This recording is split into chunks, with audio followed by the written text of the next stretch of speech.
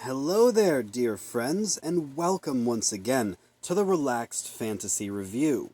On this channel, we spend our time looking at fantasy of all sorts, from books to movies to video games, and applying the characters within into the tabletop game Dungeons & Dragons 5th Edition. Today, however, we're going to be looking at a core mechanic of D&D itself. Specifically, we're going to be looking at a subclass of the Clerics, the Light subclass.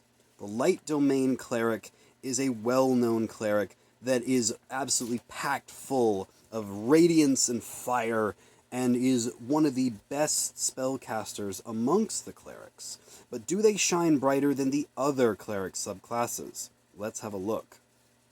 As with all cleric subclasses, they start with an expanded spell list right from level 1. An extra 2 spells at 1st level, 3rd level, 5th, 7th, and 9th level. So 10 free spells that do not count against their spells known. These spells are absolutely kick-ass with the Light Domain. They get everything from Burning Hands and Fairy Fire to Scorching Ray to Fireball to Wall of Fire, even Scrying.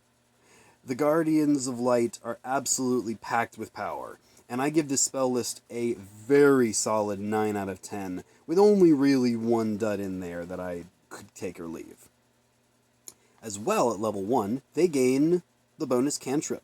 They gain the Light spell, if they didn't already know it. Cool.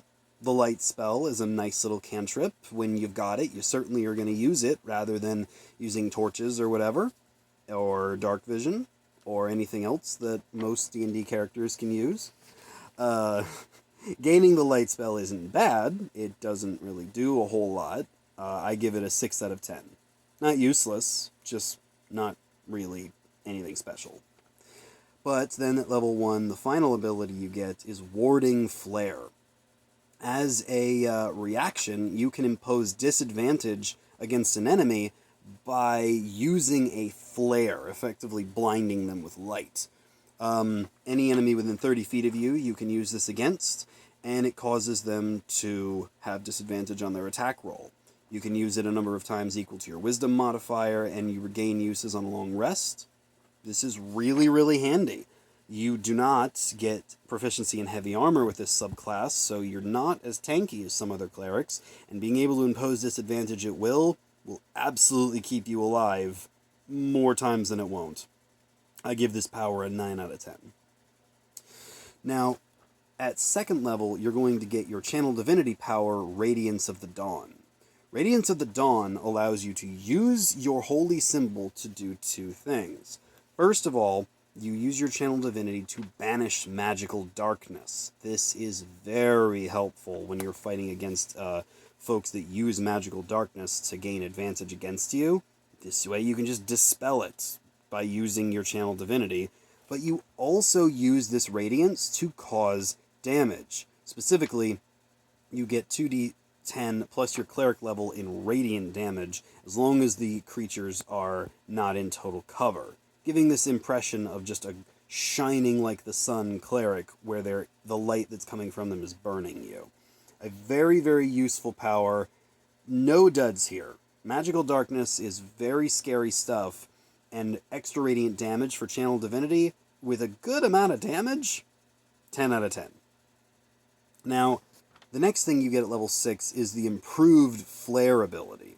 The improved Flare ability powers up your Warding Flare, and allows you to use it for not just attacks against you. You can use it against enemies that are attacking your allies as well.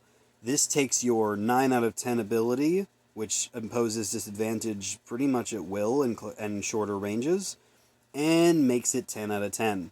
Because now you can use it for your allies, and what's better than disadvantage against enemies attacking you? Advantage against any enemy who's attacking your party. So 10 out of 10. The next power you get at level 8 is Potent Spellcasting.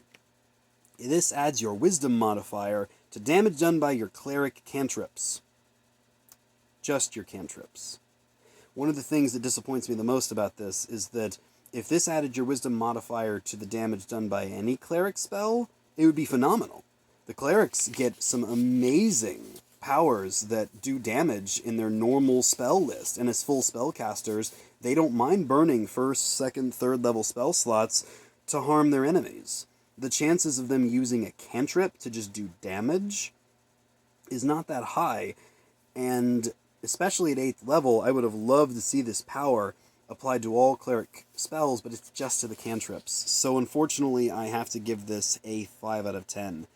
Extra damage isn't bad, but it's just not going to be very helpful when you're only applying it to 1 or 2 spells that the clerics know that cause damage. Finally, at level 17, you get the Capstone Power Corona of Light. This creates a 60-foot aura of sunlight that gives enemies disadvantage against fire and radiant damage, i.e., most of your environment. Now, it does take your action to do this, but it lasts for 1 minute, meaning that using this at the beginning of a fight to grant your enemies disadvantage against pretty much every attack spell you're going to be using from then on is great.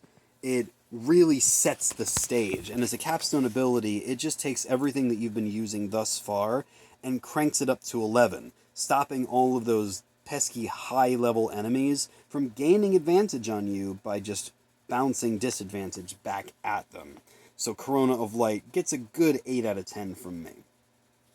When you crunch all the numbers together between the expanded spell list and all of the special powers this cleric gets, the Light domain gets an 8 out of 10. It is absolutely the blaster cleric, using fire and radiant damage to its maximum potential and just doubling down on that spell casting and that magic and that pure holy radiance that you can imagine a cleric using in the middle of battle.